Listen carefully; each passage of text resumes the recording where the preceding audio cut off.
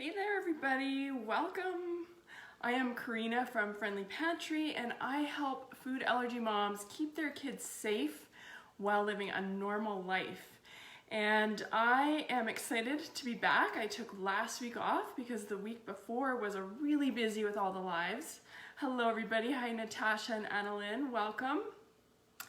And I'm a 13-year-old food allergy mom and I am a certified aller coach and I am a food allergy lifestyle expert. And I want to help you guys, as I said, keep your allergy kids safe while living a normal life. So with the quarantine sort of slowly coming to an end, I know that a lot of you have talked about social events, and social events are really on your mind because even though we're not fully back into all of these things, I know that it weighs on us and it stresses us out. So I want to talk about one of my best tips for navigating with allergies at social events today. But before I get into it, I want to make sure that you guys have received my free allergy-friendly meal plan. It is a 5 days of recipes with breakfast, snacks, and dinners, and it has all the top allergen free, or it has a great substitution for one of the allergens if you have one. And you can get that at friendlypantry.com/meal plan. It is free, and there is a really great shopping list there, so you can get in and out of the grocery store really quick and easy. So back to navigating social events. We're still limited, of course, in many ways right now, but we want to learn, I think it's really important to learn how to navigate social events before we even get into all of that, because we have maybe a bit of time now. So let's talk about it. I'm going to talk more about it in the following weeks, so make sure to follow. Today is only one tip, and there's going to be definitely more. So this is like birthday parties, barbecues, weddings, things like that. So I have specific blog posts about all of those specific events that might help you as well. That's at friendlypantry.com. You can check those out there if you want to get more.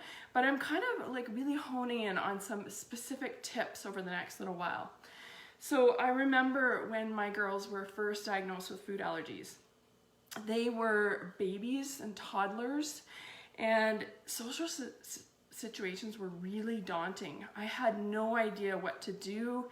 We were the only ones in our social group that had food allergies, and so I found it really hard to let people know what we needed.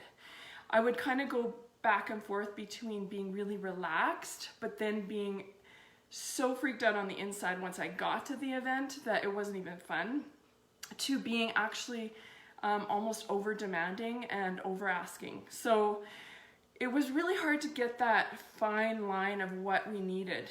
And I'm definitely better at it now, but I'm still learning. And I think we learn as we go. 13 years in, I have to say that I know what works and what has worked for me. So I'm gonna share that with you now and in the coming weeks.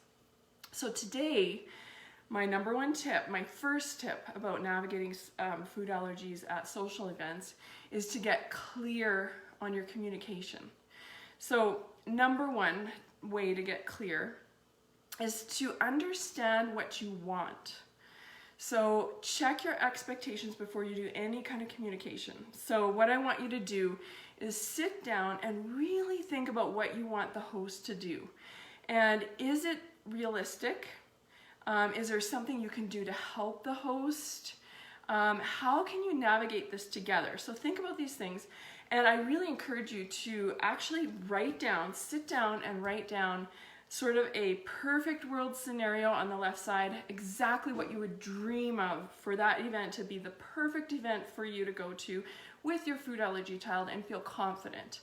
So the dream event, and then you may need to put another column where you're being a little more realistic, and how can you make this work for both of you, and how can you help the host? That's really important too, is to keep that in mind. So you are not going to be able to communicate clearly unless you know what you want.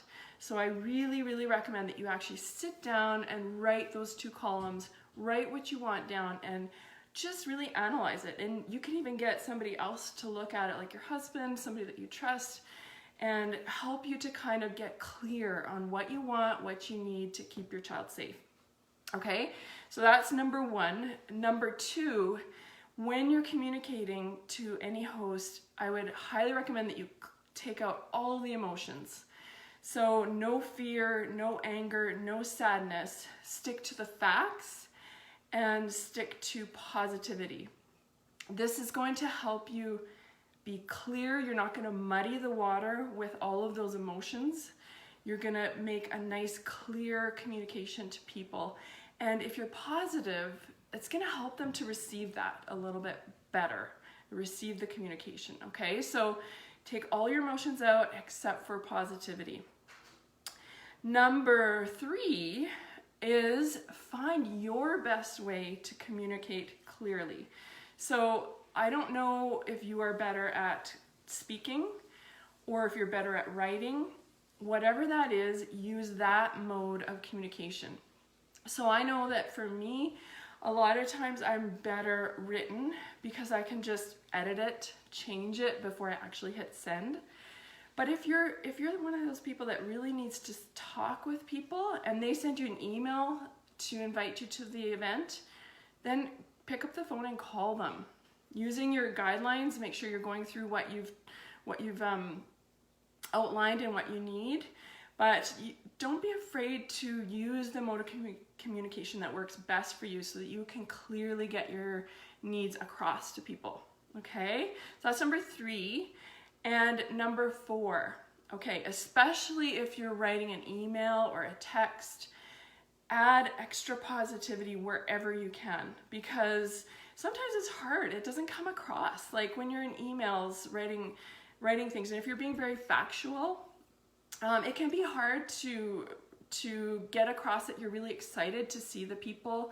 You want to go to the event. It's something that you really would like to do. So if you can inject a bit of positivity anywhere you can, even if you're don't do it right away, just go through it at the end and say, okay, how can I add this to be just a little bit more positive? Make it in a positive tone. It's gonna help so much more when it comes to the other receiving end. Okay, so those are my 4 tips on how to get clear with your communication. So important when we're going to social events with food allergies. So let me know, comment if you think if you thought of a way that you can become more clear. I'd love to hear. And I'm gonna tell you some more tips as we go. So I wanna continue this because there's a lot, it's a really complicated situation, right? So I want to continue on with this and get more as we go over the weeks. So let me know what you thought, and don't forget to get the free 5-day meal plan, friendlypantry.com/meal plan, and we will see you next week with another tip. So thanks so much for joining me, and bye for now.